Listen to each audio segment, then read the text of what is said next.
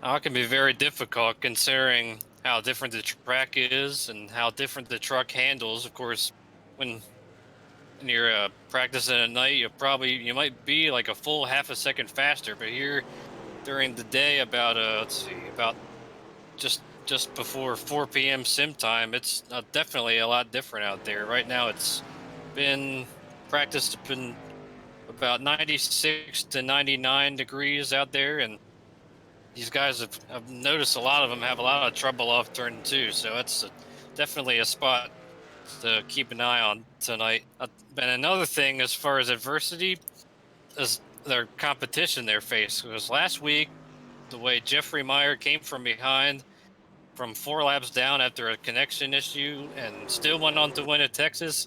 I mean, that's got to be fresh on these guys' mind, knowing and like my question is who's going to be the one to kind of dethrone him and make themselves the other favorite to challenge him down the stretch here.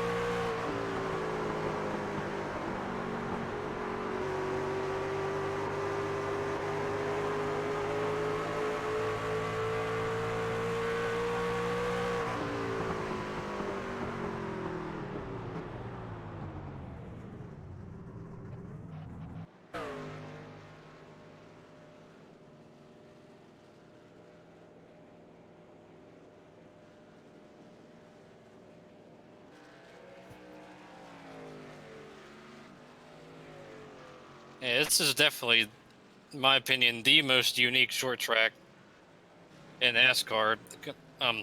As you can tell, if you were riding on board with Corey Sherman there, you can tell just how fast he's entering these corners. He was entering turn one at 155 miles an hour, all the way down to about 100 or so in the center of the corner. And like you said, there's bumps. If you hit them in the wrong spot, especially from the second lane up off the bottom in turns 1 and 2, it can cause you a lot of problems.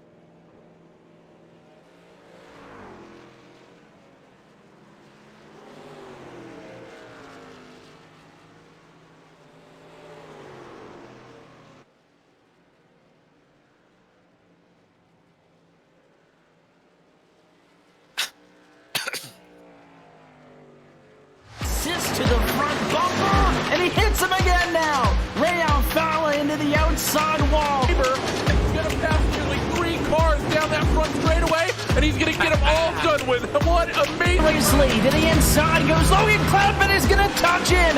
Pit press. saved it. What a save. Look to the outside as Cronkite goes off. De Jong into second place. Going for the switchback.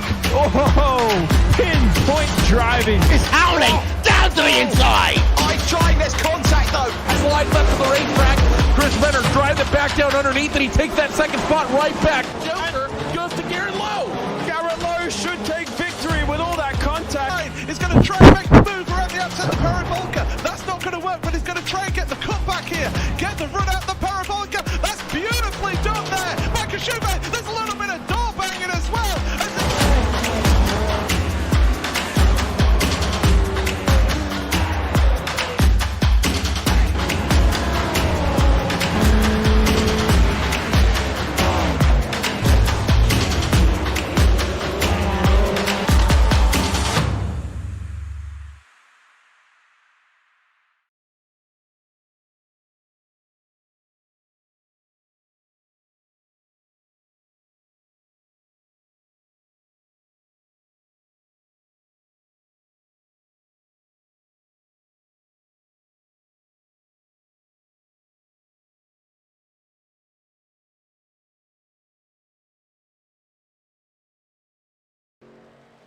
And welcome back, ladies and gentlemen. I apologize for going to commercial. I thought I was having a little bit of technical difficulties, but we are good to go. Ready for this 144-lap race here tonight, Taylor.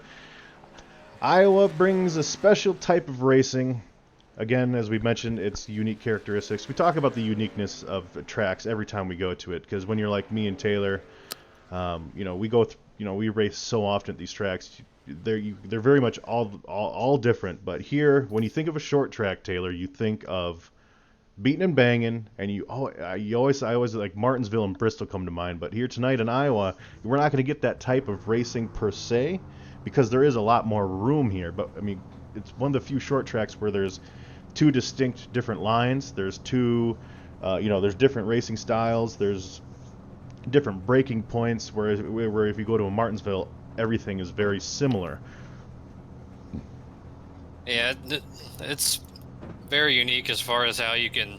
I wouldn't actually be surprised if we see some guys make it 3 wide tonight and actually make it work. But right now, Steven Sims has taken the pole position here, so let's bring him into the booth. All right, we will get Steven Sims in here, and we will chat with him, and that is, of course, Jeffrey Meyer and Daniel Holloway's teammate. Steven Sims, you got a copy, buddy? Yes, sir. Well, the last time that I was broadcasting, you had a great run at Pocono. But here tonight, this is obviously a very different type of track. Can you have that same sustained, race presence that you had at a Pocono here tonight at Iowa? Obviously, you had a great lap, and you are a pole sitter tonight. Well, I hope I can. Kind of lucked into a really good finish at Pocono with a late wreck, but hopefully, it's hot and slick. Track's really warm, and it's going to be a little bit hard to pass. So hopefully, I can stay out front. Well, the key tonight is obviously going to be keeping your truck clean. I'm not asking for anything specific, but have you thought about or have you toyed with the possibility of different pit strategies or something like that to kind of keep you up front tonight?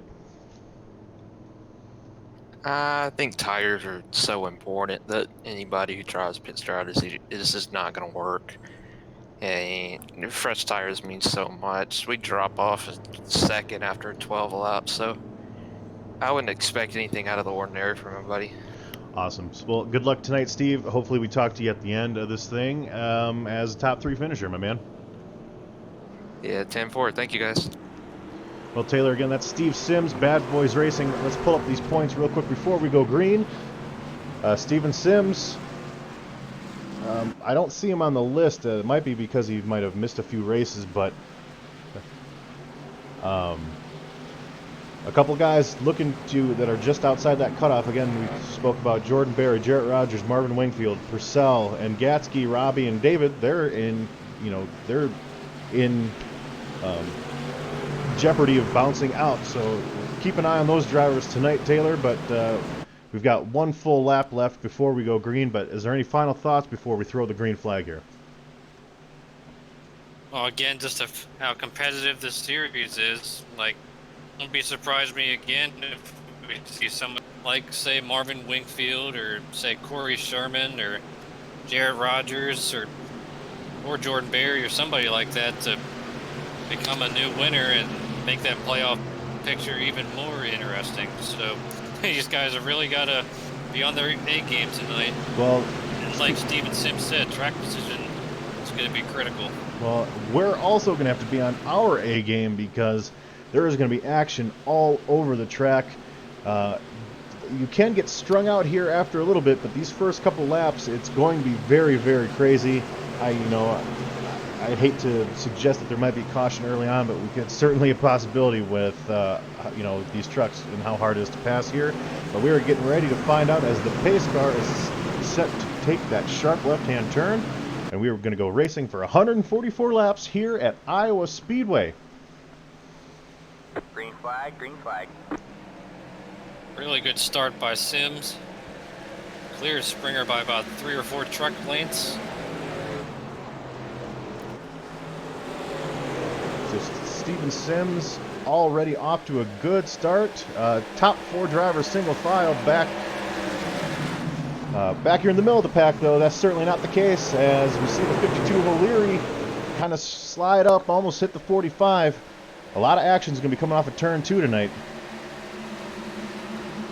Yeah, those guys are really having a hard time either pushing up in the wall. Oh, we got one around already. Casey Drake is involved. Adam Purcell also.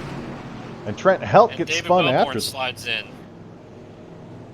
And Casey Drake's, after that strong performance in the first part of the season, his bad luck absolutely seems to continue here these last few races, as we will get an instant replay on what happened there. And yeah, that was just another case of rotten luck for Casey Drake, as Adam Purcell just got loose on entry, and Casey Drake had absolutely nowhere to go. And one except thing, to shove it into the wall. and we'll look at that one more time on board. It looks like the 58 got a little bit of loose going in, and as soon as he hit the brakes, because you run so much rear brake here at Iowa, if you hit the brake a little harder than you normally would, especially when the truck is upset, I mean, that's all it takes. I do anticipate that was a rear brake issue, but we for listeners, if you recognize the name Adam Purcell, it's because I just mentioned him about being the driver that's right around that cutoff area, and this is not the start that he needed. No, not at all. And in the aftermath, Dustin Eichert, in an attempt to try to miss the 58, ended up spinning and collecting the 09 of Trent Helt. So about 5 trucks total involved. Well, we see some trucks pit, some trucks decide to stay out. Marvin Wingfield will be our first truck that will have pitted. He will be back in 17th spot. But talking about those guys on the cutoff, Casey Drake, who, because he doesn't have that win, he's not in that top 5 in the points anymore. The way that they're shown on the screen, ladies and gentlemen, people with a win are automatically put in the top because they're automatically in the playoffs. And below that, it's separated by points. So Casey Drake, even though he is, I think, 5th in points, he's technically down in the 9 spot. But if some of those guys down there get a win, Casey Drake might be looking at not making the playoffs after having that great first 10 weeks to the season. Yeah, that would be quite a shame if he's unable to make the playoffs because of that. But he's got heavy damage. That's going to take quite a bit to repair. He's actually out of his truck right now. Yeah, very, very disappointing. We talked a lot about Casey Drake the first part of the season, probably more so than really any driver, as far as talking about how the season was going and how much improved he was over the previous season.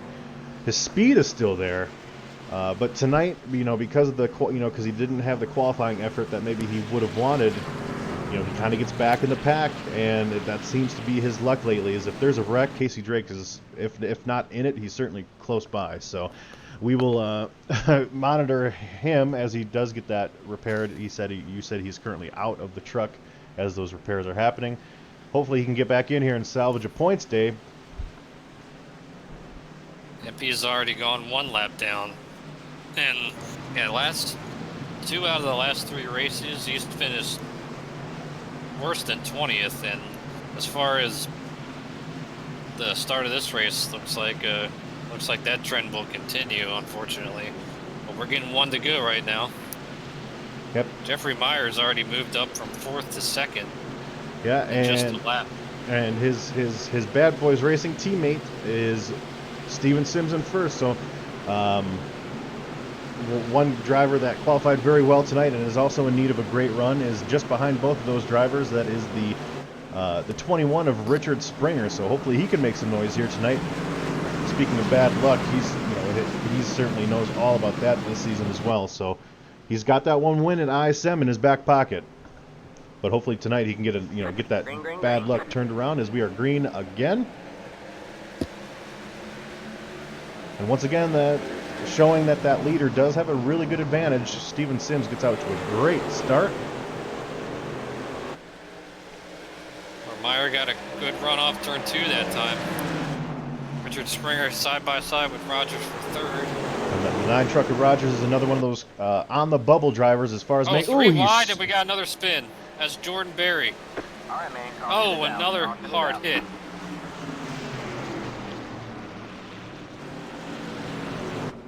And as that was happening, the 9 truck kind of scraped the wall a little bit, but coming out of turn 2,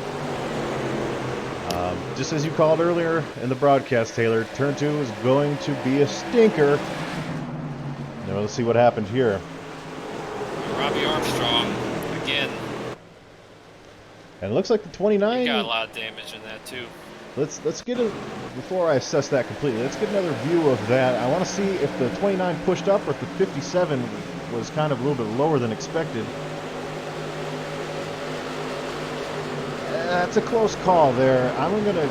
The 29, as the truck that's passing, it's your responsibility. If the 57 doesn't track all the way up to the wall, it's still your responsibility as the truck trying to make the pass to make sure that you're respecting, his line. But right there, that's a close call as far as fault is concerned. But the outcome doesn't change no matter what, and that is already tonight we've been talking about these bubble drivers. Jordan Berry was one. Robbie Armstrong also, especially after missed opportunity last week after leading nearly half the race at Texas and getting caught up in late race wreck. So Jarrett Rogers decides to pit, but that's because he did scrape the wall as that caution was coming out, so he'll probably fix his damage. And as we normally say here, or I always do, I try to let the viewers know how much damage you can have before it really affects you. Now, normally when you go to short track, you can we're looking at Robbie. You can have a Robbie Armstrong truck right now with that amount of damage and still be competitive. But here at Iowa, aerodynamics do play a factor, not only in straight speed but also in handling too, because the fact that there's 12 to 14 degrees of banking in these corners, and getting a little bit of damage here can affect you. So Jarrett Rogers, who had the speed to qualify up front, and he was running 3rd at the time of that wall scrape, he's not only does he have some work to do to pass guys through the field again, but hopefully his truck isn't affected by that slide on the wall that he had. Well, something has happened to Marvin Wingfield as he has disconnected. Boy, another bubble driver, my gosh. Yeah, we brought that up, at the top of the broadcast, kind of as a talking point throughout the race. But so far in the first 11 laps, almost all those drivers that we mentioned have had. Oh, I see why. He actually got into the back of Jordan Berry in the aftermath, trying to slow down, and had, I guess, too much damage to continue. He's another one of these drivers that's got, again, just rotten luck. Remember how close he came to winning at Pocono? Yep. And that we've talked about Marvin a lot the last few weeks with him having that speed, but again, as is the battle cry with several of these drivers, just luck is certainly getting in the way, and luck can't, luck is a thing. I know a lot of people, want to maybe say that's a superstition or just kind of a, you know, one of those phrases that people toss around loosely. But luck is a thing. Obviously, Marvin Wingfield, he's just driving along, and you know, it's up to the racing gods whether that truck spins down in front of him or not. So, as we saw with Casey Drake, the same thing certainly for him. A lot of trucks in pit road right now fixing damage, and we're only 12 laps into this 144 lap race as we are pacing our second caution. And I mean, we haven't really had enough laps besides qualifying. We don't really know who's fast here yet, so we'll get some green flag laps and we'll kind of see if the cream rises to the top or not. Now, well, one thing I'd like to point out, we are missing a very noticeable figure in this truck series tonight, and that is Jeremy Hebel. Not in this field tonight. Yeah, and with that, you know, with the wins in his pocket, you know, he'll be fine as far as the standings are concerned. But you know, Hebel, you know, as you know, I did know ahead of time that he wasn't going to be here tonight. But of course, anytime one of the, you know, the strongest drivers in the field are in here, that opens the door for either, you know, Jeffrey Meyer to snag his 5th win, or for maybe some of these other drivers to come in here and not steal a win per se, but come in here and compete for a win. Normally, when Hebel would be up there in the top 5, almost guaranteed. But we are double file one more time. Let's see if we can get a couple green flag laps in here, fellas. And right now, the longest green flag run has been just, you know, 1 lap.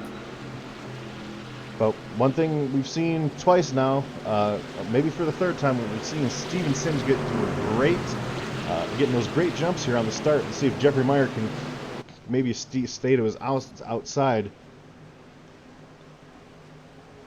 Green flag, green flag. And got another good one.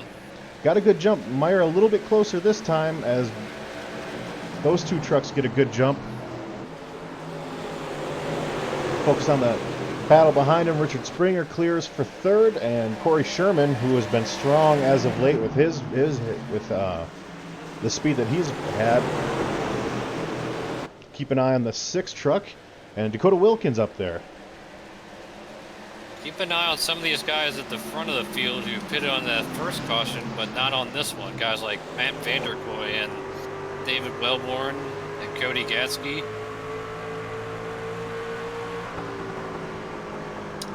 Now, from experience, because I raced... Oh, Adam Purcell.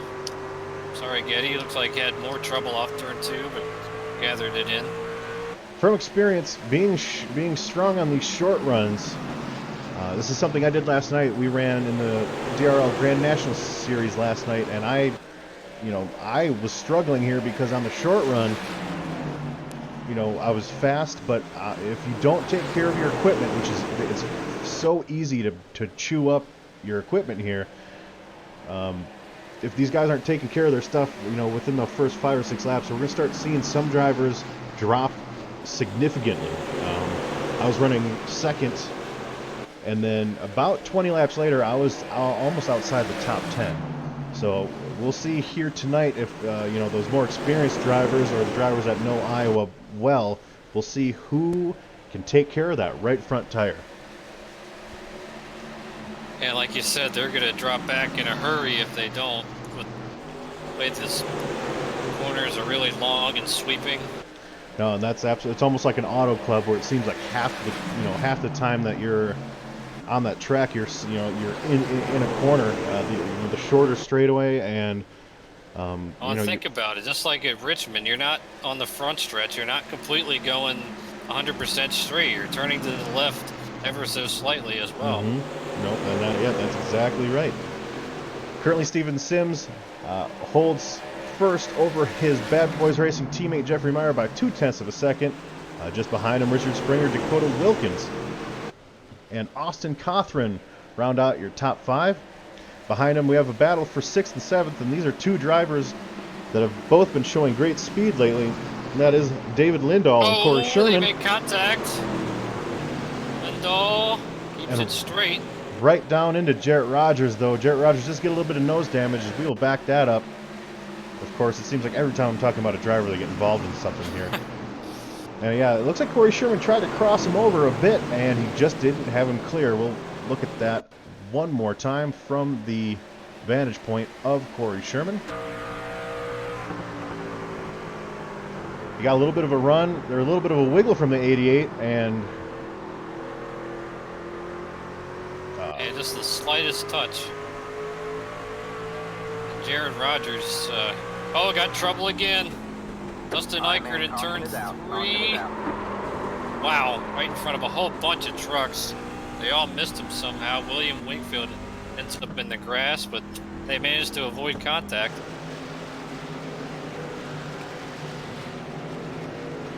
Time was Adam Faree, second time that he's touched somebody that caused him to spin so far tonight. yeah, Adam Faree, we talked about overdriving. While we were watching the 88 make that great save, you called out this caution here, and another great save by the 7. That is impressive. The fact and that by the 83 as well. Yeah, I mean, he ended impressive up in save. the grass, but yeah, because that really should have been a lot worse. No, He slid in front of a whole everyone's scattered. I mean, when you spin from the top of a racetrack and you track all the way down to the apron, while you're having several competitors drive past you at full race pace, chances are you're going to get, there's going to be more than just a spin. There's going to be contact with another truck. But there we saw several examples of good wreck avoidance by everyone here in this field. Obviously, with the exception being the 29, who did make contact with the 7 there. Almost everybody is on pit road. BJ O'Leary gets the free pass under this caution. Put us back to 22 on the lead lap. Now the battle off pit road here will be an important one because we're seeing what good jump the leader gets on these starts. Looks like Jeffrey Meyer not quite able to beat out Steven Sims. That #1 pit stop pays off. Dakota Wilkins moves past Richard Springer.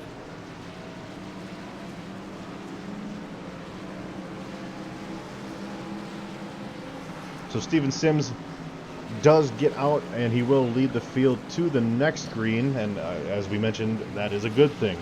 And Jeffrey Meyer maintains second, Dakota Wilkins up to third, PJ Leary up to fourth. Nope, He scratch actually that. just got the lucky dog. Yeah, so, scratch that, yeah. sorry.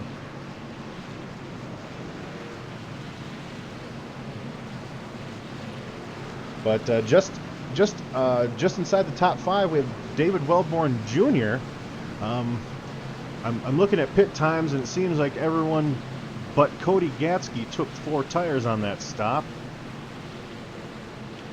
So Cody Gatsky trying to see if he can kind of move up through the field a little bit, taking those 2 tires, which isn't too terrible of a call considering the little amount of green flag racing that we've had so far.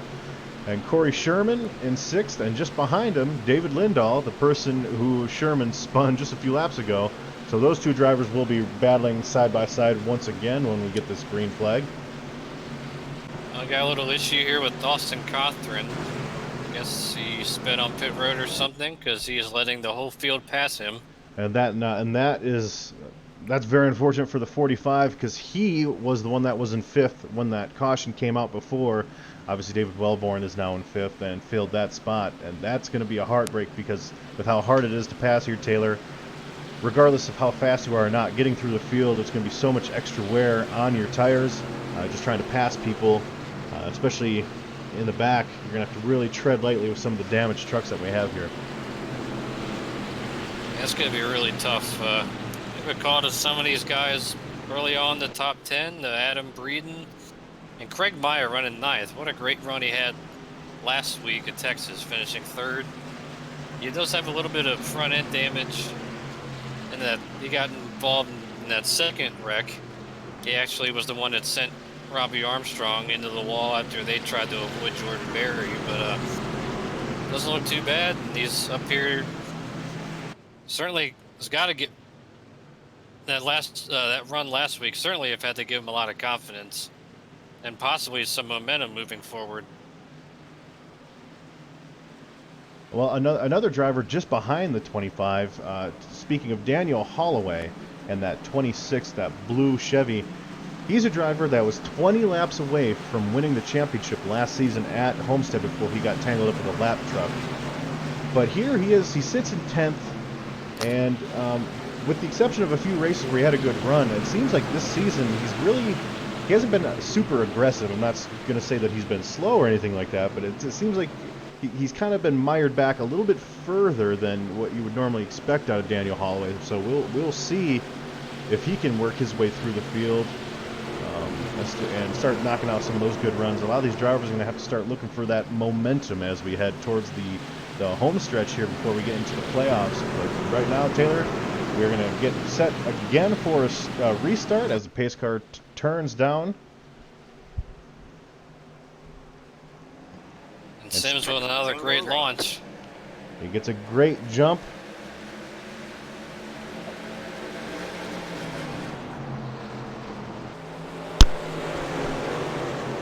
Wilkins hanging with Meyer off turn 2.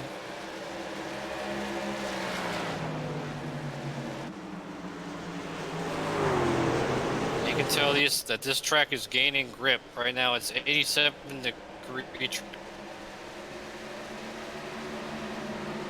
And most of the top 10 have just about went single file, so that's a good sign as far as these green flag laps are concerned. Or as far as seeing who has the pace under these green flag laps.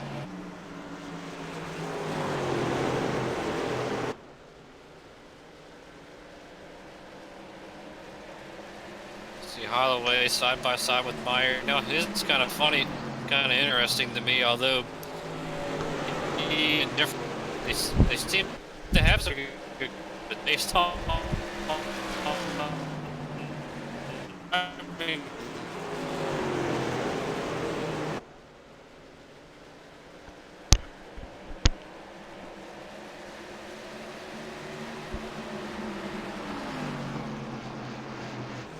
Roy Grande Jr. is disconnected from the server. Corey Sherman has moved around. Oh, we got another spin in turn 1 and 2. It's Adam Faree. His rough night continues. So Adam Faree brings out a caution here for a spin in turns 1 and 2. DRL TV is going to take a quick commercial break as these guys, get down pit road and cycle through this caution flag here, ladies and gentlemen. When we return, green flag racing here at Iowa Speedway after this commercial break.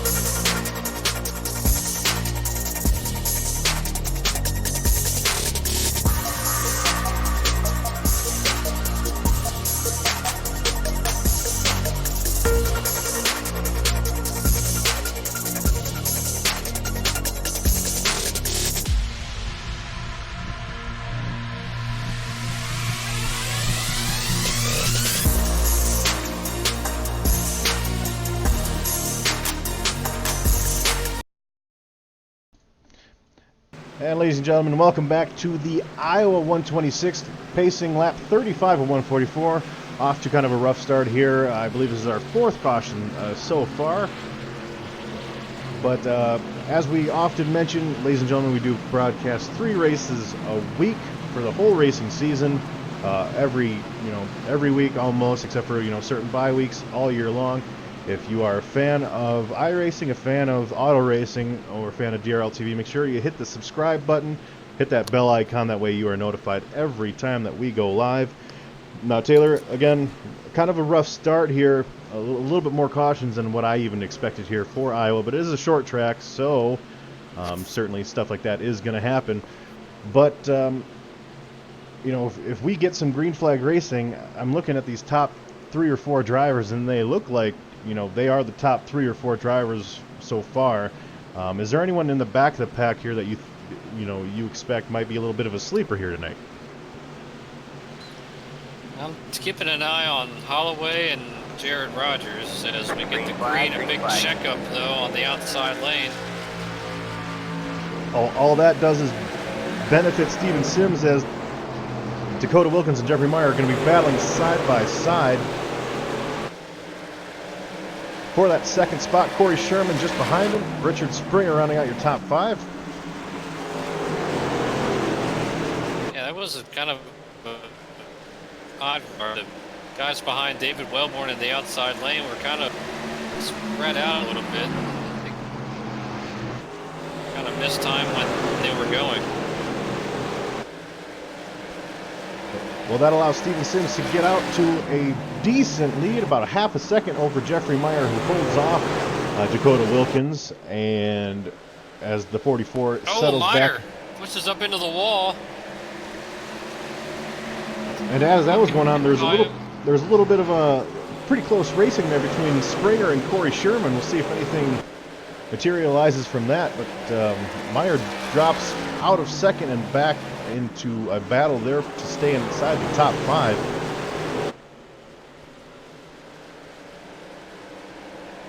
He's side by side with the 21. Bad. Well, look how close he and Springer get. Well, he's really pitching down on him. Springer. There's still plenty of room down there for Springer. Yeah, Springer kind of looks like he kind of slid up just a tad here, trying to take advantage of that situation. Adam Green hard into the wall. PJ O'Leary collected. Greg Meyer and Vanderkoy. Adam Fareed once more time.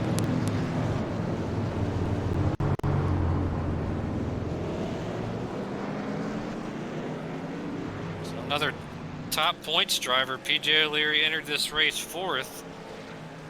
We're getting a replay here of that. Right.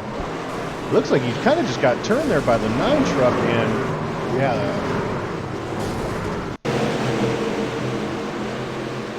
I see a little bit of neck code involved, but. And the 25, who you had mentioned earlier, was having a great run, kind of slides into this situation.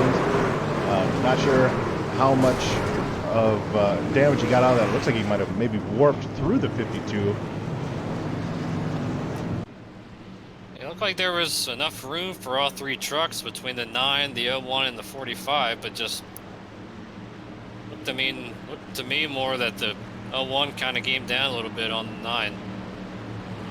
Poor PJ O'Leary just slammed right into the door.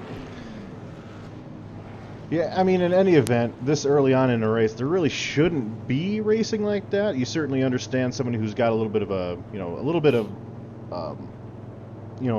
a run, but at some point, we've seen here in the last few weeks, drivers are running as if it's the last part of the race here early on in these races, and it's certainly damaging a lot of trucks in these races. But I thought Dakota Wilkins almost beat out the 79 there of Steven Sims on pit road, but he does not.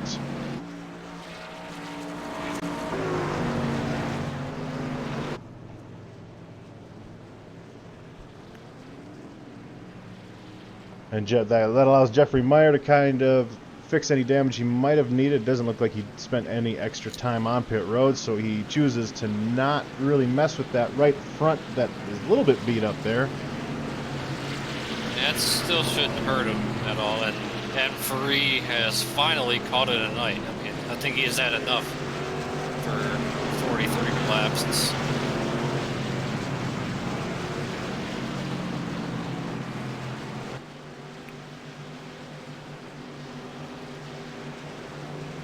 Well, as we are pacing here, ladies and gentlemen, we're going to take a quick 60-second commercial break, and when we return, some more racing here from Iowa Speedway.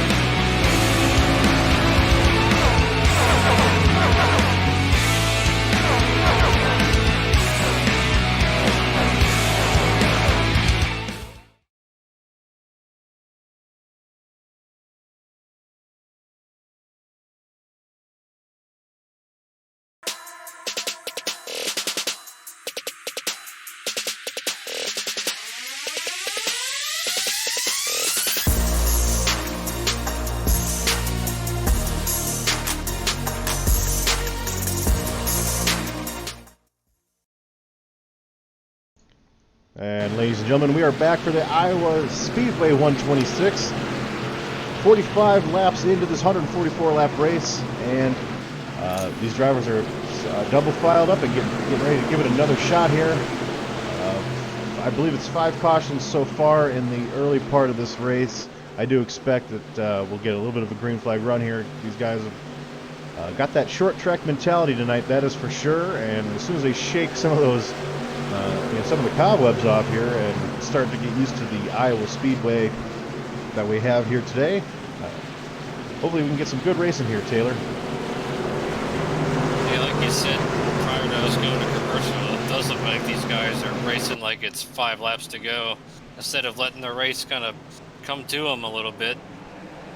Hopefully they can do that in this run, as Sims one more time gets a terrific restart. Yeah, Meyer gets a great restart too, as he will not only he'll clear second place for Dakota, or from Dakota Wilkins, and Dakota Wilkins tries to cross him over.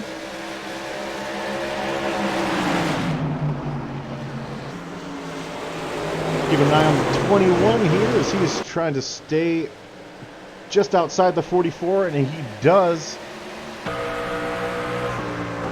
Riding on board with Richard Springer. Oh boy, look how we gave Dakota Wilkins a bit of a break right there. Well, something that we haven't been seeing a lot of here tonight is somebody giving somebody a break, and that is the 6 truck of Corey Sherman on the inside, not able to take advantage of Richard Springer trying to check up for him.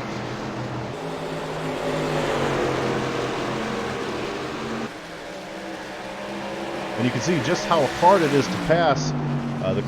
The 6 truck did have a little bit of a run, but as soon as he dove to the inside, that 21 truck got such a good run on the outside, especially on the fresh tires. As this run unfolds, that's going to be less and less of an advantage, because more people, I believe it's almost going to be like Bristol, where there's going to be some drivers using that inside line. It does save tires a little bit. Right now, everyone for the most part is kind of single file, although Jeffrey Meyer has been gaining just a little bit of ground on Steven Sims. Here goes Springer trying Wilkins again on the inside for 3rd.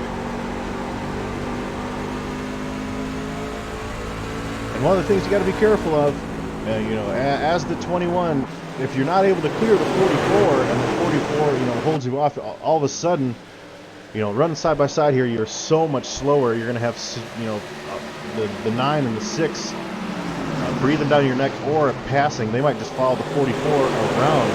So, you know, you got to pick and choose when you're going to make those passes, because Richard Springer could try to go from making that pass for third to being, you know, outside of the top 5 in the blink of an eye here. And even worse, good chance he might just grind that right front tire to pieces. If he stays side by side too long, but might have Dakota clear this time. Yes, he does. We're watching a battle for third as Jeffrey Myers 0.3 of a second behind his teammate Steven Sims for the lead. And David Wellborn having a good run here as he is in 7th. And just behind him, Austin Cothran, who rebounded nicely from that pit road speeding violation. And Daniel Holloway behind him. Austin Collins rounds up your top 10. We still have 18 trucks on the lead lap here, ladies and gentlemen. So a lot to lose here if, you know, one little mistake happens. We saw just Wellborn and Cothran. Wow. 45 beating on the back end of the 96. Daniel Holloway with a front row seat for that one.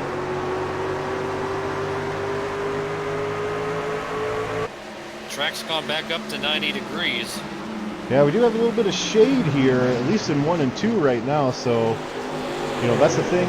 iRacing just introduced, they updated rather, their dynamic weather, so there's going to be certain parts of the track that are cooler than others, and there's, you know, because they actually brought in cloud cover, so it's not the whole track being cooler or hot, it's different parts of the track now too, and we certainly saw a great example of that at these bigger tracks like a Pocono, where, you know, it's, one end of the track can be 10 degrees cooler than the next. So right now we've got Corey Sherman trying to get past the 9 of Jarrett Rogers. Jarrett Rogers already had a very eventful evening. He's rebounded nicely though to 5th position.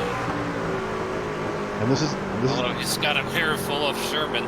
Right, well, and Sherman's certainly got to be mindful, because he had already gotten involved in an altercation with the 88 of David Lindahl earlier, trying to attempt kind of like a crossover type move. And right now, though, you know, this is that part of the run, Taylor, where you're going to see who has the long run awareness to save that equipment. Currently, we've got Steven Sims, you know, staying just at, you know, in front of Meyer by that half a second here.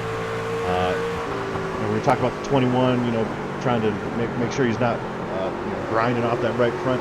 Certainly seems like he knows what he's doing as he is battling for 2nd spot right now. Trying to get past the 50 of Jeffrey Meyer. Jeffrey Meyer, of course, being our points leader and our race wins leader with 4. And they do come up on the lap truck where they kind of Richard Springer wisely uses him as a pick here. So the 83 William Wingfield goes a lap down, which puts 17 trucks on the lead lap now. Matt Vanderkoy being our last truck, 1 lap on the lead lap. Robbie Armstrong in 16th, just hanging on there with all that damage that he got in that earlier incident. Richard Springer, he has definitely shown that he's got a great long run truck. Looking back at his practice speeds, ran about one stint of about 20 laps and only dropped off about a second or so. Oh, well, though he hits the wall. Well, that's certainly not going to help, but as we've seen, a little bit of right front damage doesn't certainly affect too much, but he had already had a little bit of right front damage before that, so certainly can't afford any, you know, much more contact with the outside wall there. Yeah, hopefully he whacked it pretty good. I'm hoping he didn't have, as Jeffrey Meyer blinked a little bit right there. Hopefully Springer didn't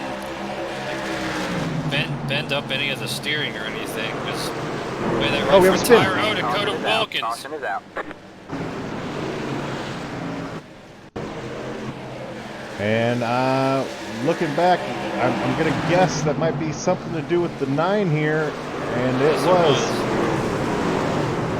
Let me get another look at that, Taylor. Sorry to interrupt. I'm trying to see if that was net code. It looked like there might have been some space there between those bumpers as we're using our blip cam here, and I am incorrect. That is certainly just him hitting. Yeah, the first one was net code with the one with the 01 truck, but yeah, that was definitely contact on that occasion. And while that was happening, David Lindahl, another bubble driver, you'd say, experienced a connection issue and was kicked from the server, although he is trying to get back in right now, so another tough break there.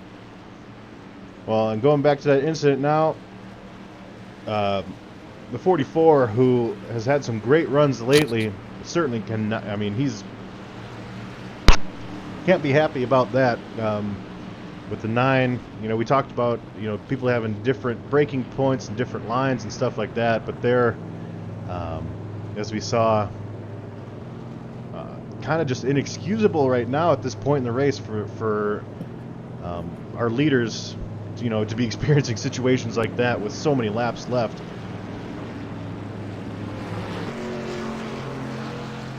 But all but one driver did pit on that yellow flag there. Robbie Armstrong stayed up to try to get that lap led, and he will pit now. But Steven Sims will keep the lead. Jeffrey Meyer in second, Corey Sherman third, David Wellborn in fourth. Once Robbie Armstrong. I don't believe he got the credit for leading that lap, though. But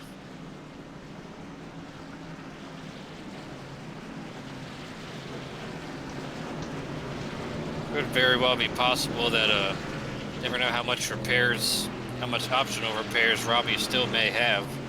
Trying to get as much of that done as he can. Well, some of those drivers, and I mean that is a good point. Some of those drivers that were involved in that early, you know, the early wrecks here, you know, they do have an opportunity with these, you know, the plentiful cautions that we're having. You know, they have an opportunity to go down and get 30 seconds fixed at a time, 45 seconds. You know, if they do have that extensive damage. And as we mentioned earlier, you know, with how many cars we still have on the lead lap, that little bit of, you know, if you can stay on the lead lap and someone else like a Dakota Wilkins has an issue, you know, that's you get that extra spot there. So Robbie Armstrong is, and you know, he's putting himself in good position to, you know, pounce when he's able to, even though his truck probably isn't functioning under full power right now. We're getting word that David Lindahl's connection issues actually was because of something kind of out of his control with some severe thunderstorms in his area and lost power. So that's definitely too bad.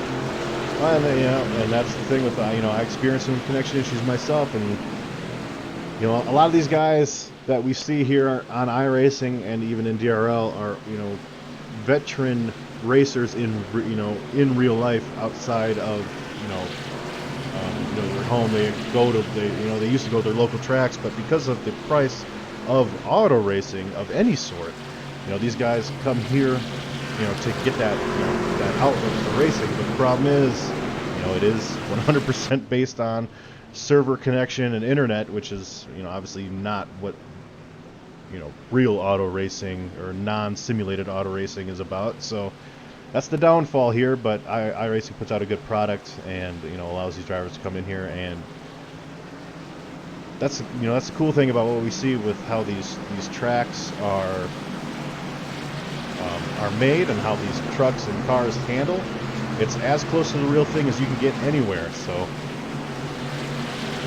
it's a bummer when, you know, something like a storm or a little bit of an internet issue kind of ruins that. I'll tell you someone to give a call to right now is our main David Wellborn Jr. Started dead last on this field after potentially taking a slower qualifying lap. And after being involved in the first caution as he spun to avoid, he played some strategy on the second caution and stayed out. And he has maintain that track position and is going to take this restart in fourth.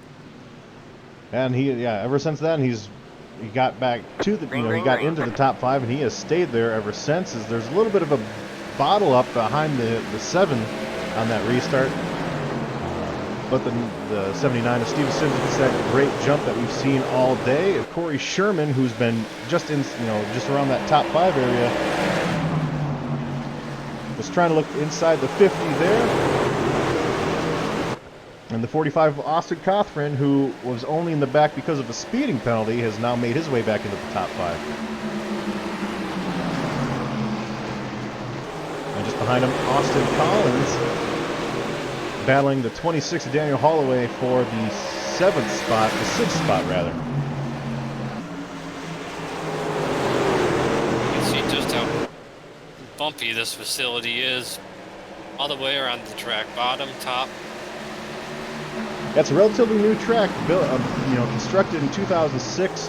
NASCAR's Top Series didn't start going here until 2009, but because of that Midwest weather, it is very, very harsh on on asphalt surfaces. That winter frost and thawing out again in the spring. So even though Iowa is just a few years old, it races like a track that. Steven Sims across the wall, entering turn 1, trying to get that mark into the corner. Well, never mind that. Corey Sherman is going to try to come up and pass that 50 truck one more time, and I'm just now noticing something happened to Richard Springer there. He scored back in 12th. So something must have happened there on that pit stop. Maybe he was fixing that damage that he had gotten earlier, because he had hit the wall once or twice. Yeah, it's possible. I mean, it does look better than it was. So that might have been it.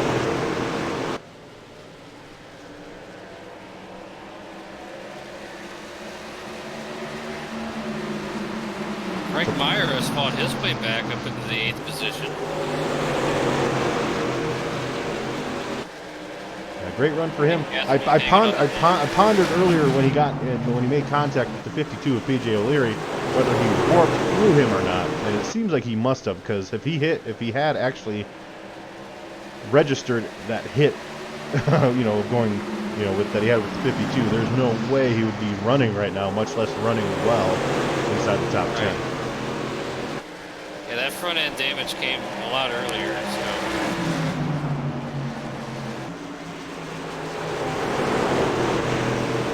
Springer's made his way, trying to make his way back around Wilkins to get back into the top 10. Steven Sims has built up about 0.8 of a second lead over Meyer and Sherman. And Corey Sherman being scored in 3rd. We're going to bring up the point standings one last time. He's a gentleman that can really take advantage of the situations that have happened today. Ahead of him, Jordan Berry, Jarrett Rogers, Marvin Wingfield, Adam Purcell have all had an eventful race, and not in a good way. So with him sitting in 3rd, this is exactly what he needs, and he needs these types of runs to make that playoff cut, that playoff cutoff spot. Sorry. Well, Austin Cothran and David Wellborn are duking it out for this 4th and 5th position, and Austin Collins is going to join the battle. Yeah, Austin Collins, he had good practice pace, but we haven't really talked about him much here tonight. But so far, this is going to be his first attempt at sniffing inside the top 5 here, as he's trying to get past the 45 of Austin Cothran, and both of those drivers are trying to get past the 96 of David Wellborn, again having a great run here at Iowa. And it's well documented that David Wellborn loves those restrictor plate races, and this couldn't be any further from the opposite of that. So it's great to see the 96 have a great run here, and we'll see if he can hang on as the 45 and 99 are trying to get past. But just ahead, Corey Sherman and Jeffrey Meyer have been battling it out here for a few laps. And you can see there's two different strategies right now. Jeffrey Meyer's been running that high line the last few laps. Corey Sherman has been running that low line this whole run here. So as this green flag run unfolds, we'll see which driver was able to manage that line the best, and you know, who can maintain second. As Meyer had to burp the throttle there just a little bit. It does allow Corey Sherman to look on the inside of him here. Pushes up a bit. Very, very close. Woo! That's close. Oh, the 45 rushes the wall off of 2. Off of 4, excuse me.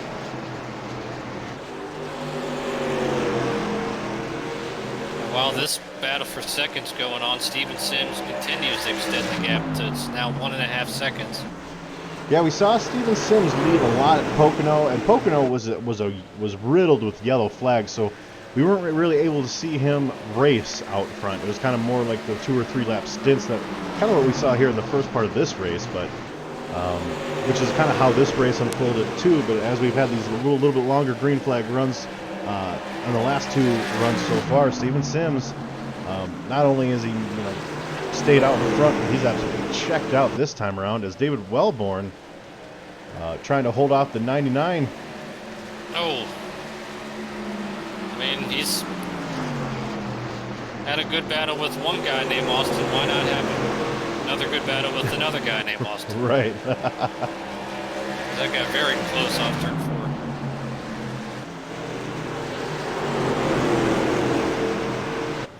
Well, again, watching this battle for second, we've seen those 2 completely different lines, especially in turns 3 and 4, where Meyer is almost near the wall. Meyer gets too high there. He is up in the bumps. I'm gonna see if we can get takes advantage of it. Let's see if we can get a quick replay of Jeffrey Meyer. Look at his hands when he gets too high here. I mean, that's your typical Midwest highway there. That's for sure. All the bumps and all the bumps and cracks that you get with these this weather-tattered asphalt. It's amazing how brutal how the truck hits those bumps, and it just really sets your rhythm and affects the handling of the truck big time. And that's why anytime you're in the Midwest, ladies and gentlemen, the running joke is there's 2 seasons. You have winter and then construction, and that's why right there, just the ice, the frost is what does that. But right here, the 50 might be he might have maybe torn up his stuff here a little bit too soon, as Austin Collins is trying to get past him, and David Wellborn hard into the wall.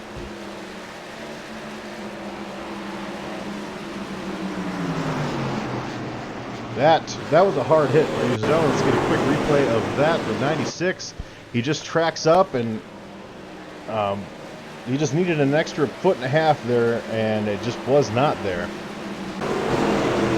Because he will drop. That's about the same kind of damage Richard Springer had earlier, and we saw what getting back in the pack will do if you have to repair that kind of damage and stay on pit road for that long. As Springer's only been able to claw back up to only 9th place. Yeah, and right now Springer's not battling anybody. He is by himself, and his lap times are kind of comparable with the leaders, but he's about a 10th off of Steven Sims right now. But being back in traffic, and we spoke earlier when Austin Cothran had that situation where he got back in the pack. It's not just the fact that you're back in the pack, it's the fact that you have to maneuver around the pack, and that uses up your tires faster when you're having to get around these other competitors. Well, he's looking pretty racy right now, though. He's about pushing Wellborn off into turn 1. Right. Wait, Wellborn, I'd say that truck's definitely hurt. Well, and we talked about using up that tire. This is exactly what happened to me in last night's race. Obviously, I didn't have the damage, but I fell that hard. It was almost as if I did hit a wall, having that burn up that right front just a little bit. 21 continues to try to get past Dave Wellborn, and Wellborn still hanging out for a good run. Even if he gets passed by the 27, he would be in good shape for just around the top 10 here. talking about another driver that had to start with back in this last restart because he was the caution, was Dakota Wilkins, and he has not really been able to maintain, or he hasn't really been able to get back up to the top 5 where he was earlier either. Yeah, he's stuck back here trying to pass Cody Gasky just to get back in the top 10.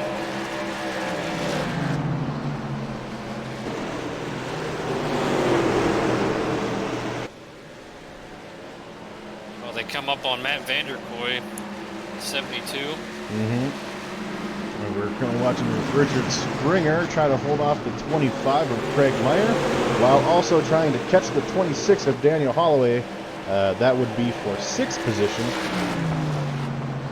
Austin Cothran, Austin Collins, Jeffrey Meyer, Corey Sherman are in your top 5, with Steven Sims being your leader by 2.3. Ooh, Holloway scrapes the wall a bit. So that'll make that pass all the easier for that 21 Chevy of Richard Springer. Or 21 Toyota, rather, sorry. Toyota, yeah.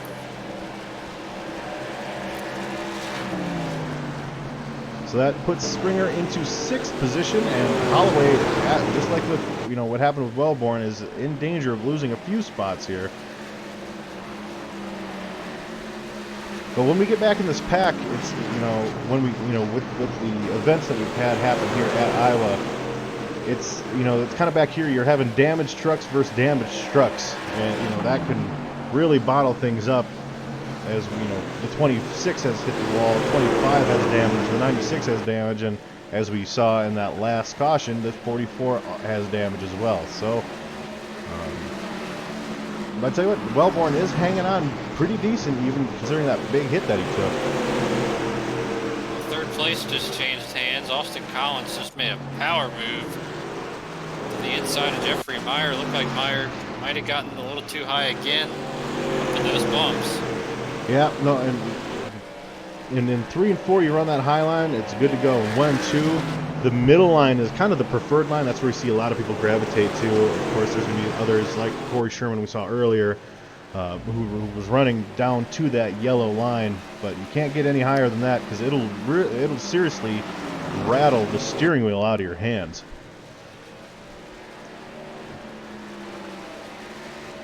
Right now. Right now, the lap times.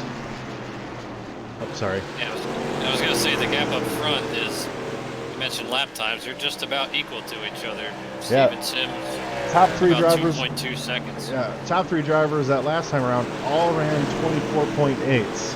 So, the cream rising to the top right here. Those are the 3 fastest guys on the track right now. And that last time by, Corey Sherman was just a couple thousandths of a second faster than Steven Sims.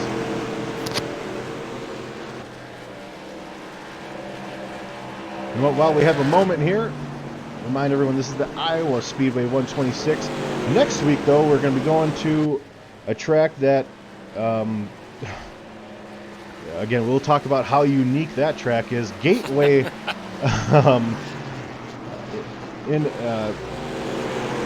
just there in Illinois, right there by St. Louis.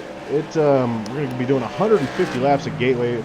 There we're going to see 2 completely different turns, almost like a Darlington. We're going to see downshifting, and it's going to be that's going to be a very exciting race, and that will be next week.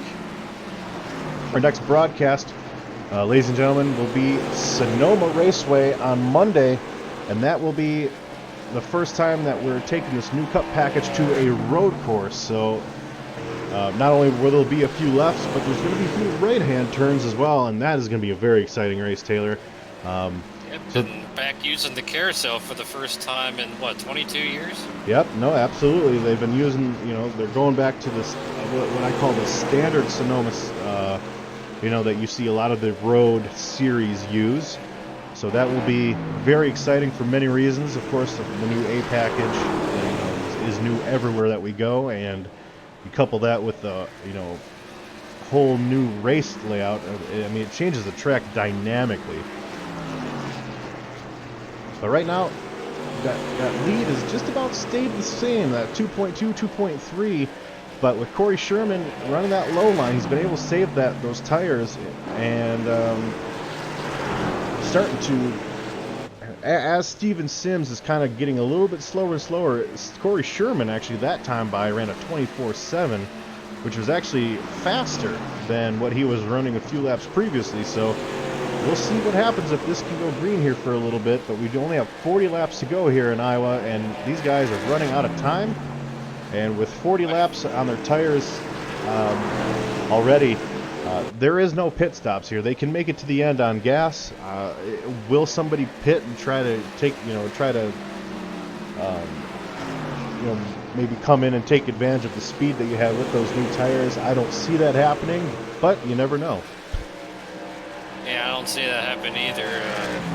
But the if best battle on the track is between 7th, 8th, and 9th, between Craig Meyer, Dakota Wilkins, and Daniel Holloway. These guys have been duking it out, and now we have Richard Springer going after Jeffrey Meyer, put him back up into 4th.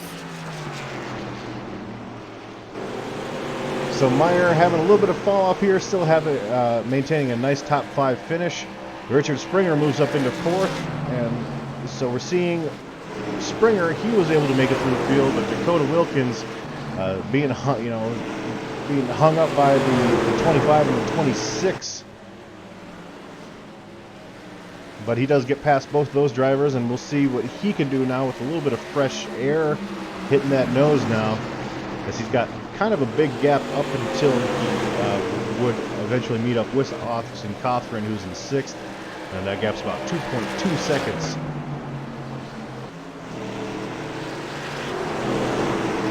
Now that last time by, the last couple times by rather, Corey Sherman and Richard Springer have been the fastest trucks. Steven Sims by about a tenth there. So, but Steven Sims still hanging on to that 2.3 second lead. Actually, now it's 2.4 second lead. You know, if I'm doing my math here, Richard Springer being 4.2 seconds back of the leader. I think Steven Sims would have to do something like hit the wall again or something like that in order for Richard Springer to really catch him at the paces that they're currently running now. Yeah, he would have to make a major mistake for, to have anybody really challenge him. He's shown definitely the most muscle tonight. I think something happened. I'm going to try Steven Sims had to deal with a lap truck, because I was saying all of a sudden that lead went from 2.4 to 2.0, and that was because of lap traffic that the 79 had to deal with. But under green flag conditions, nobody else has led this race. So, Steven Sims is doing what we've seen his teammate do, like at Kansas. Talk about Jeffrey Meyer. Steven Sims is just putting on an absolute clinic right now. Short run, long run, it does not matter. He has been able to build a lead and maintain it. And we'll see if he can hold on here for the next 30 laps or so. I'll tell you, someone who has really paid the price for hitting the wall and perhaps maybe damaging his tires is David Wellborn. He has dropped outside the top 10 to 11 after running in the 4th position earlier. Yeah, and he has, the good thing is he does have about 4 seconds on Dustin Eichert, who would be the next truck that is able to take a position away. So still in a good spot here for David Wellborn to get a good points run. Daniel Holloway in 10th, and Cody Gatsky in 9th, trying to get that top 10 here at Iowa Speedway. But that lead, since we spoke, since I last talked about Richard Springer, he has cut a full second off of his lead, or from his interval between he and Steven Sims, our leader, and Corey Sherman has maintained about a 2-second gap over Steven Sims. So it seems like every other lap they're alternating between one being faster and the other. Well, the last 5 laps or so, Springer's cut down about 0.8 of a second. Yeah, and that's even with having to be back there in the not so cleanest, or not being in quite as clean air as Steven Sims. Well, Richard Springer has slowly reeled in Austin Cothran, or Austin Collins. Austin Collins has actually reeled in Corey Sherman, and I expect a battle, you know, within the next few laps for that second spot, which will help Richard Springer reel both of those drivers in. But having a battle there for second between 3 trucks is going to do wonders for our leader, Steve Sims. As Sherman gets a little high there, we're seeing a lot of trucks try that high line in 1 and 2, and I'm telling you right now, it's not going to work ever. Not once will that work. So I know these guys can't hear me, but stop doing that. As the 99 is right on the back bumper. Now the sun is starting to kind of fade here a little bit. The track getting a little bit darker. Might be getting a little bit of grip here. Yep, it's down to 85. I'm telling you, fastest truck on the racetrack last 3 or 4 laps has been that 21 truck of Springer. And now here goes Collins underneath Sherman.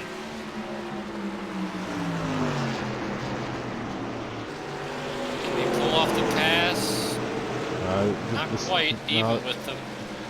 Well, both of these guys have a mirror full of 21 right now. That and as expected, as soon as they got side by side, Richard Springer pulled right up to him. And as is he going to make it 3 wide? Not quite. I mean, now is the time of the race where I expect 3 wide racing. Certainly not when I talked about it earlier. But 21 is actually going to try to make a pass on the outside, and that's another situation I talked about earlier. If you're Austin Collins, you try to make that pass, and all of a sudden you open up the door for someone else to pass you. So instead of gaining a spot, he loses a spot as the 21 sets his sights on the 6.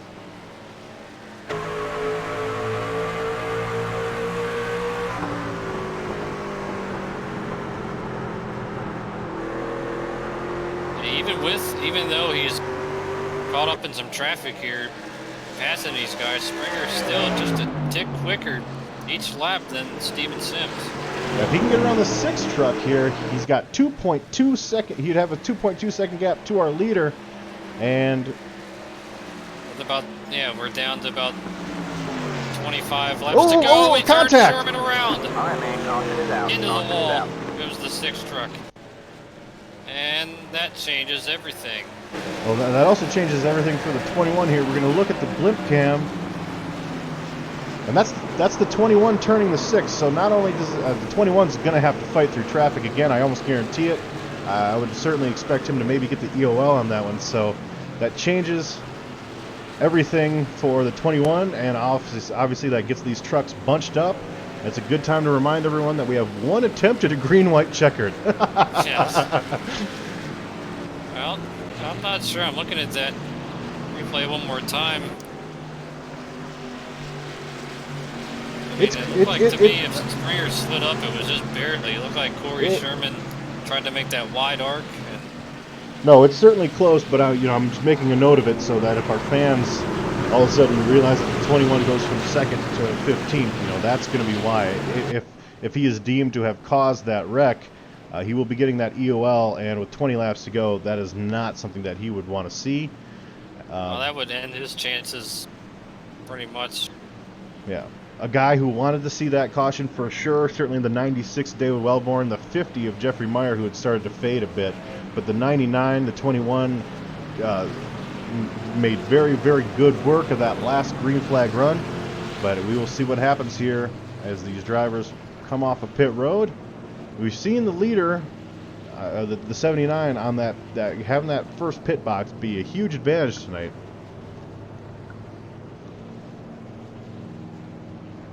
Let's see, and it's not even close. He's off one more time.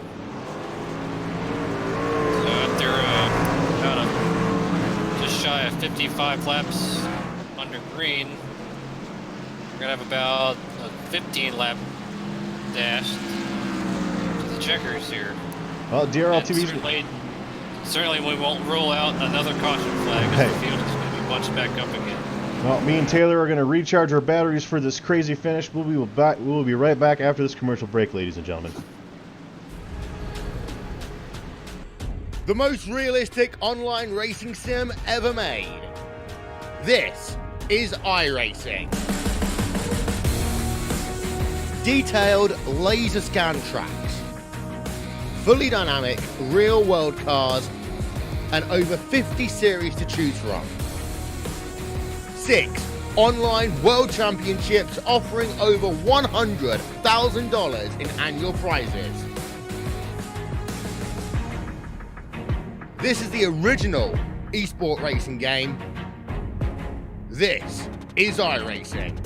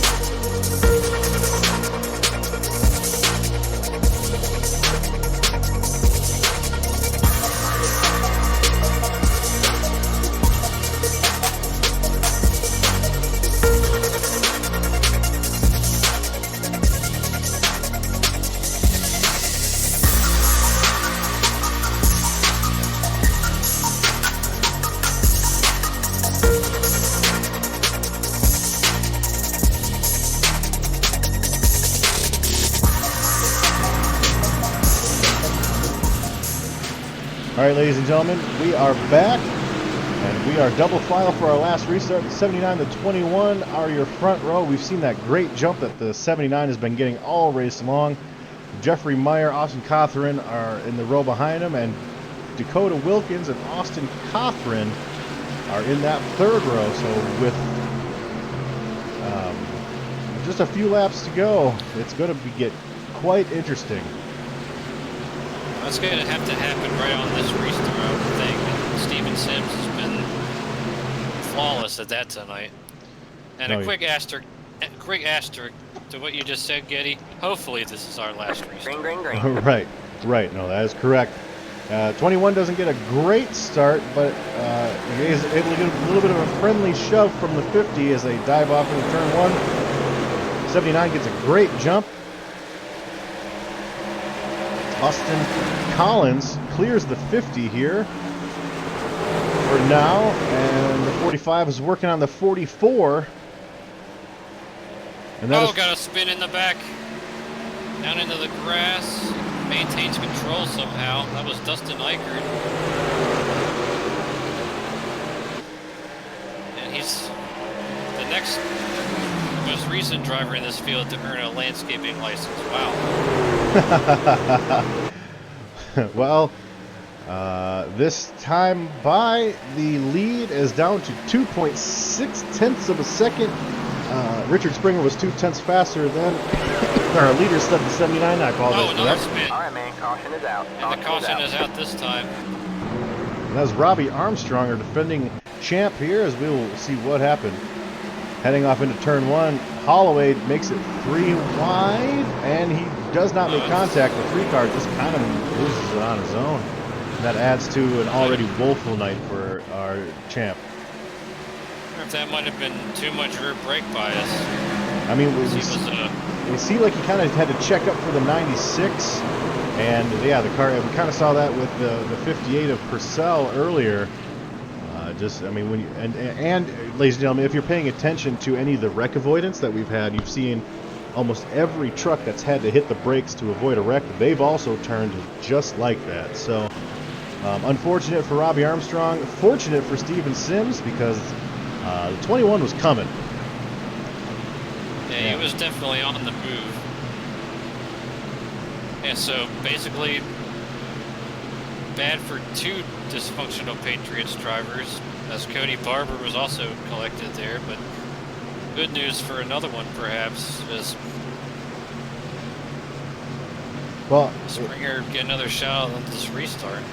if you take out the fact that we've had a couple Cup regulars come and also a Grand National regular come down and win a race this season, as far as just the points guys for the truck season, we have 2 drivers that have more than 1 win. That's Jeffrey Meyer, Jeremy Hebel. We also have 5 drivers that have won 1 race. Steven Sims would be the 6th driver to win 1 race, and that would be our 8th points driver total to win a race this season, which is something we did not get last season. So it's been it was a good opportunity. Either Richard Springer could join the likes of Jeremy Hebel with drivers having 2 wins this season. The 79 could certainly get his first win, and Austin Collins behind in the 21 already has his win. He got that at Charlotte. So I mean, we could see another first-time winner here. 8 different winners in 15 races, or 16 races rather. That's still shocking, and I know that's another thing we talked about a lot at the beginning of the season, was just the parity here.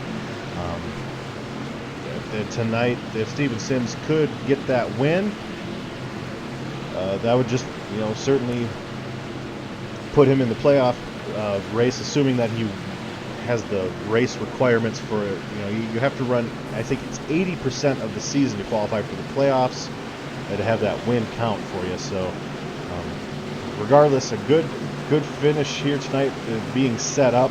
We saw at Pocono, of course that was with Marvin Wingfield and Thomas Harmon, 2 completely different drivers, but the person who crosses the start finish line under white doesn't necessarily mean you're going to get that win, as we saw that crazy finish with Marvin Wingfield trying to hold off Thomas Harmon, who had those fresher tires there at Pocono a couple weeks ago.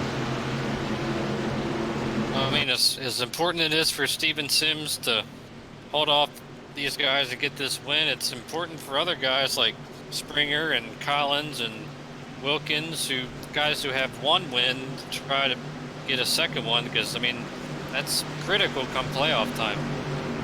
No, it absolutely is, because we go from 12 drivers that we start out with, and we knock them off 4 at a time. So any advantage you can get going into that first round is huge. And we've seen, again, talk about the parity. One bad, like if we start that first round, if Jeffrey Meyer has 1 bad race, he goes from leading these points almost all season to being out of the first round of the playoffs. So you need that extra, you need those wins. You get that extra little point boost when we start that first round of the playoffs. And the cutoff drivers tonight just did not get the luck they needed. We saw the list that we brought up earlier, and the fact that Corey Sherman, who is still in a good position to capitalize on the unfortunate incidents that some of those drivers had earlier, he was running up in 3rd, and now he is not. And it looks like Steven Sims, he's going to pick the outside here. I don't like that, and here's why. Basic math, when Steven Sims starts on the inside, he's already taking the shortest way around the track because he's on the inside. And here, he could get that jump. Sorry, I saw the 28 truck stopped on the track, letting the field by, but that is kind of a puzzling decision to me. I'm the type of guy that if something has worked for me 7 times in a race, I don't try to change it here in the last minute when the race is on the line. But that's just me, Taylor.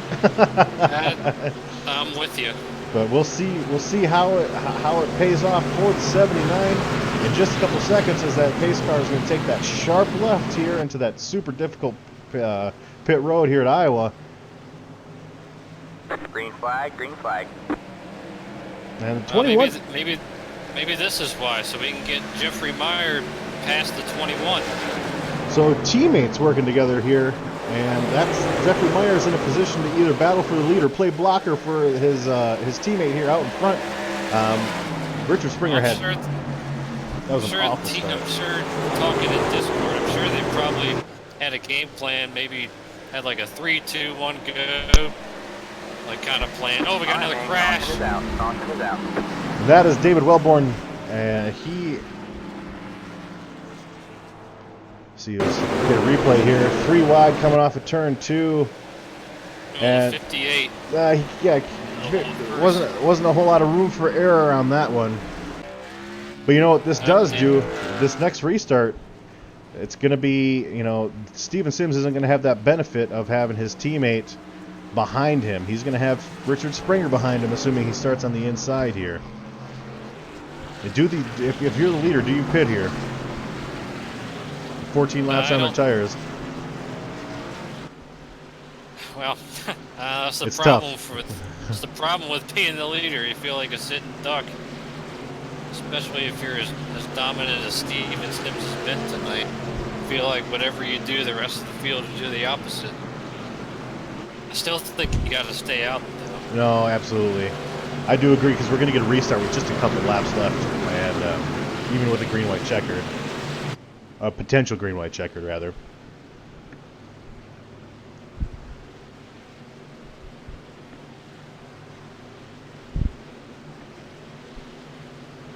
But I will say on that last restart, the last two restarts we've seen, he just hasn't quite gotten that those good restarts. The last one was absolutely awful.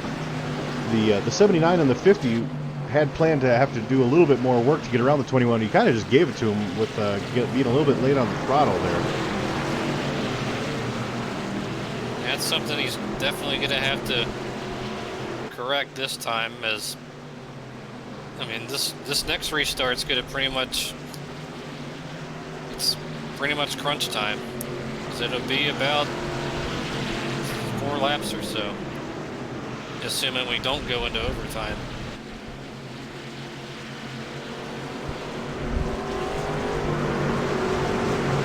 Well, as is the custom here in the DRL Truck Series, an absolutely excellent finish is in store.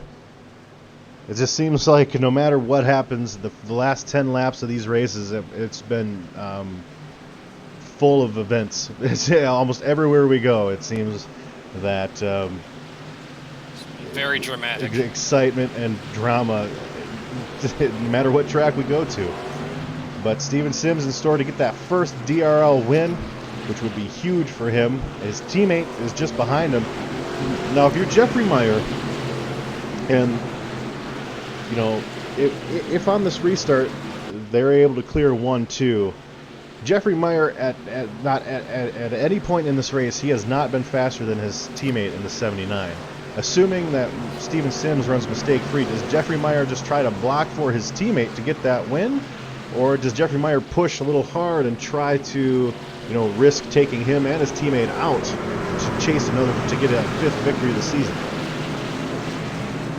Well, I mean, Steven Sims, hopefully, I mean, I'm sure he would want him to just kind of sit there and ride, but knowing the competitor Jeffrey Meyer is, I'm not sure that's going to be the case. I'm sure Meyer's going to try to get that 5th victory of the season. I mean, like you say, every win is very important, because you never know going down the stretch here during the summertime into the fall if someone else might make a rapid charge and rack up 3 or 4 more wins. No, absolutely, and we've seen that. In all 3 of our series this year. The wins are going to be huge, and you know, because we all 3 of them run the same format for the playoffs, where, you know, with X amount of races that are in the playoffs each series is a little bit different. I believe the Cup has obviously more drivers in the playoffs and more races in the playoffs, but the Grand National and the Truck Series, they all those with I believe it's 8 races in the playoffs. You know, you don't have much room for error. So yeah, getting that 5th win here would be huge. But I'm telling you, Steven Sims needs a win to make the playoffs. If he doesn't get a win, he's not in the playoffs. So that's the only reason I asked the question, is Jeffrey Meyer being kind of what I would consider the leader of that Bad Boys Racing team. Certainly that has to kind of pop in his mind, where trying to get all 3 of his teammates in the playoffs here.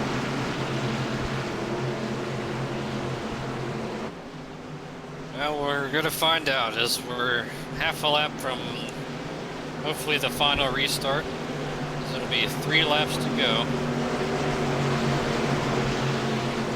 Oh even though we might be talking about this, I'm not so sure that Meyer even has the truck to run with Sims right now anyway. Well, and that's what I was saying. The 50 has not been faster than the 79 at any point in this race. The 79 has been clearly the fastest truck out front. Obviously, the 29 or the 21 has speed as well. 21 gets a little bit of a bad jump there again. That's going to cost him. We have 3 laps to go.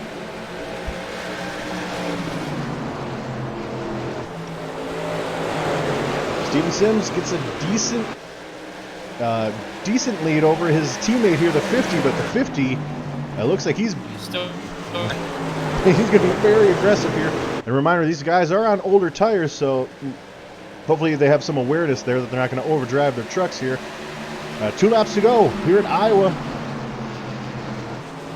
if they make it to the white flag without the caution, then the next flag will end it. All 4 Sims trucks. got to run mistake-free for another 7/8 of a mile.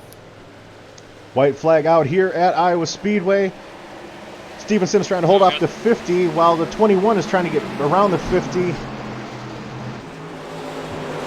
Also trying to hold off the 99 of Austin Collins. And here goes the 21 trying to make a move. See how deep he drives it into the corner. All this does is allow Steven Sims to pull away. Oh, Austin Cothran goes around. But Steven Sims pulls off the win. And What 20 a dominant performance, and they're piling up big time behind him. Richard Springer beats Jeffrey Meyer for second. Let's get a quick replay of that last event. Yeah, the 45 just loses it. Again, with the older tires and the fact that they're trying to push it there with just a couple to go. The 26 also hip checks the 58. So a lot of mayhem. A very fitting end to a somewhat messy race here at Iowa with all the damaged trucks that we have. Steven Sims probably being the only damage-free truck in the field. Gets his first DRL win. Yep, and is the 8th different driver to score a win in the Truck Series this year. And of course, we'll go back and do the math and see if he meets the requirements as far as participation goes. But if he does, then that would be the 6th driver to earn their way into the playoffs by winning. Yeah, and also worth mentioning, Dakota Wilkins rebounds quite nicely, gets that top 5. Corey Sherman rebounds nicely as well. Both of those drivers were spun and finishes 6th. As we will start pulling in our drivers for our post-race interview. Bad Boys having a nice little celebration there. We will pull in our 3rd place finisher, Jeffrey Meyer here. Jeffrey Meyer, you got a copy, sir? Yes, I do. Well, for most of the race, you're running, up front, 2nd place behind your teammate Steven Sims, and then you hit the wall there on that, or not hit the wall, but you did hit the wall, but on that last green flag run, kind of dropped off a little bit. You faded, in jeopardy of actually getting booted from the top 5. You rebound very nicely. You get 3rd, just by a hair there. Springer edges you out. What about this race here tonight? Was challenging for you specifically? Just the tires. I mean, it just depends on how you manage the tires. I ran hard to try to keep my spot up there, and some guys are just better at it than I am, and Iowa's not my favorite. Well, I mean, it's not your favorite, but you were able to stay up front on all those restarts at the beginning of the race and those couple restarts there at the end. And you get a 3rd place finish, and all that's going to do is help you extend that points lead, and set you up for that continued momentum. Now next week we also go to a fairly unique track in Gateway. Is Gateway a track that you're familiar with or no? Yep. All right. So is that? I mean, by me asking that, I'm wondering, is that a track that you like, or is it a track that is one of those tracks where you're just going to try to make it through the race and see what happens? Well, I was good at Milwaukee, so I might be good there. Awesome. Well, congratulations. You and your teammate get a top 3. All of Bad Boys finishes top 10 here tonight, so great race overall. Give us your shout-outs that you might have here, Jeff. Yeah, I think good job on my teammate Steven for winning, and all the help he did to help me hold second there. The restarts working together Mm-hmm. got me those extra spots I needed. So Yeah, we saw that. and yep, it worked out good. That's what teammates are for. So Well, uh, overall, a great run for you guys, that's for sure. yeah. So thanks to DRL for putting on the league, and you guys for doing the broadcast. You do a good job. Awesome. Thank you, Jeff. Well, we will hopefully talk to you next week and start practicing Gateway, I guess. Yeah. All right. Thanks. Thanks, bud. Well, Jeffrey Meyer, not the most talkative guy in the world, but he lets his driving do his talking for him. But Yeah, we've let's seen bring it. our runner-up finisher in here, Richard Springer. You got a copy, sir? Yeah, I got you. Well, you had some issues getting into the wall early. It set you back to about 12th, and you clawed your way up through the field. Had some contact with the 6 of Corey Sherman, but still a really good job beating Jeffrey Meyer there for second. What more did you need to hang with the 79 of Sims? Well, actually, see, I don't know what happened there. I know I was involved, so I don't know if it was my fault or not. If it was, I apologize. But I just needed to go green. I went from 14th to second there, and then I saw Sims up there in front. I hadn't seen him for a long time, so I think I was gaining on him. But I was just like usual. I'm pretty decent on the long run. So the long run, we had one long run, but could have used the long run at the end there probably. Well, you come in here, you have that win at ISM, but other than that, you've been relatively quiet as far as where you're finishing. You've had speed, but certain issues have been really plaguing your finishing. But you come here and here second. We go to Gateway, which is a track that you need to be good at the long run in order to succeed. And we're starting to hit that stretch there where people need to start pushing for their playoff spots. Where are you at mindset-wise as we head to that stretch of the season? Are you feeling confident where you're at, or is there some things you need to shake out in your game? Yeah. Well, let's see. I think we go Gateway. I have no clue how to run there yet, so I'll have to do some practicing. Michigan. I think we have a Michigan and Pocono still to come. I'm not exactly sure. I know we have. Kentucky is another one I like. Yeah. So there's probably 3 races where I have a decent chance to run pretty well. Oh, finally Holloway blew up, or was that Sims? Anyway. Yeah. So those 3 tracks I like, but they did change the truck a lot with this last build, so we'll see. It's still like an open book. Well, Rich, I mean, if you liked ISM, you're gonna like Gateway. There's potential downshifting in 3 and 4 and all that stuff. I didn't like ISM. Well, you won there, so it can't be that bad. Yeah. All right, Rich. Well, it was okay on the long run too. Same thing. I just need the long run. I'm not all that fast. Well, I had a decent qualifying run, but I just prefer the long run. Well, give us any shout outs that you have while we got you, bud. Well, again, I got to thank you, especially because you do, preparation. You talk about the track, the history of the track, races here, and that's a lot of work. I think that's a nice touch that you do. Of course, Taylor does a great job, and I thought Mr. Chandler the other night did a nice job too. So maybe we can work him into the fold with David or whoever needs help that night. So, but anyway, shout out to League and to Mr. Sims for winning. He was fast. I just didn't have time to get there, but we'll see what happens next time. Awesome. Well, we appreciate the kind words and also appreciate you putting on a good show for us tonight. Congratulations on that very close second place finish. Alrighty then. Thank you much, man. All right, we'll see you. And that was, again, Richard Springer. I mean, you can tell just how competitive he is. The difference between second and third is like a point, but I mean, he was not going to give that up, and that's great to see here as we are getting ready to pull in Steven Sims. Steven Sims, you got a copy, sir? Yes, sir.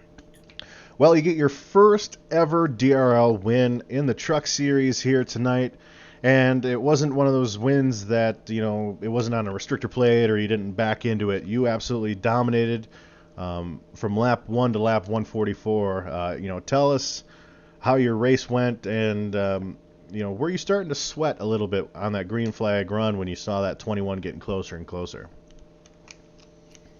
Yeah, The race was pretty caution heavy in the beginning, but once we got that long run, I was kind of able to stretch it out on I think it was Austin, but yeah, I was doing pretty good. When I saw Springer kind of getting a little close in the mirror, and I started a little freaking out a little bit, but that caution came out. I knew I was better on the short run, so that caution saved me. And big shout out to Jeffrey Meyer for helping me on those restarts. That was a big help. Yeah, I mean, entering, you needed that win to get in the playoffs for sure. And then going forward, is there any other tracks? Because, I mean, lately you've had great speed. Um, is there any other tracks coming up where you think you could have this type of performance again? Canadian Tire and Pocono when we go back again. But other than that, I mean,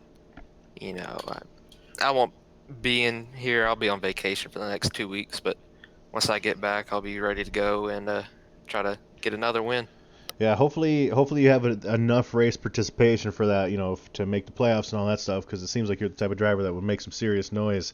Taylor, you got anything for our race winner here tonight, bud? Yeah, I just wanted to say how great you were on those restarts. Although Getty and I were kind of curious as to that second to last one when you start on the outside, but then we kind of figured out what you guys were doing with you and Jeff there.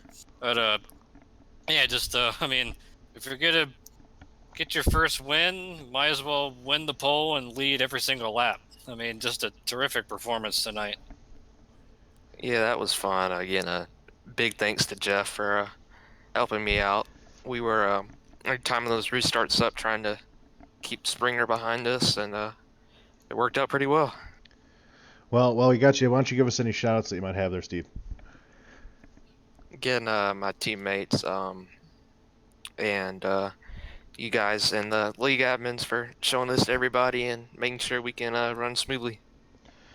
All right, Steven. Well, it was a pleasure, and hopefully talk to you again next week. Keep this momentum up, man. It's a pleasure to have you in the broadcast booth. Yeah, hopefully I'll be here. Thanks.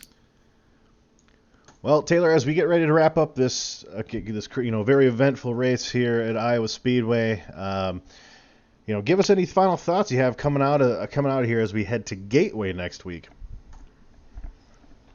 Well, I kind of expect almost kind of a similar type event there. Is kind of a similar type track where it seems like it's kind of like a short track, but it's technically, I believe, a mile, 1.3 or so. But anyway, it's a very fast track, but it's also a very flat track, and hopefully these guys get some practice in, because it's definitely a tough one for sure. But definitely a huge congrats to Steven Sims, and hopefully, if he does make the playoffs, I definitely agree that he could be a definite contender if he meets the requirements to make the chase.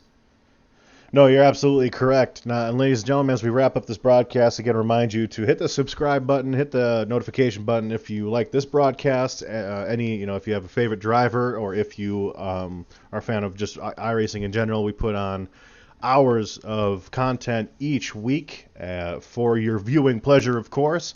And here are all the names involved in DRL. If you're interested in actually joining DRL, I think we're still recruiting. Certainly at this point in time, you wouldn't be running for any championships, but you can still come in and, highlight your skills here on DRL TV. You can do that by going to our website, dynastyleagueracing.com. And, Taylor, as always, I got to thank you for joining me tonight. It was a pleasure. A great race here as we head into Gateway next week. Any final words? Again, just really impressed with the parity of the series. I know I kind of sound like a broken record, but especially compared to what we had last year, very competitive still. And again, getting down to that time of the season where the guys on the bubble are going to have to really pick it up. A lot of them had trouble tonight. They certainly can't afford another race with even more trouble. Right. No, and that's exactly it. We're getting down into the nitty-gritty, ladies and gentlemen. But DRL TV is going to say goodbye to Newton, Iowa. Appreciate all the viewers for tuning in. My name's Getty Buckner. Alongside me, as always, was Taylor Butcher Benjamin, and we will see you next week, same time, same place here on DRL TV.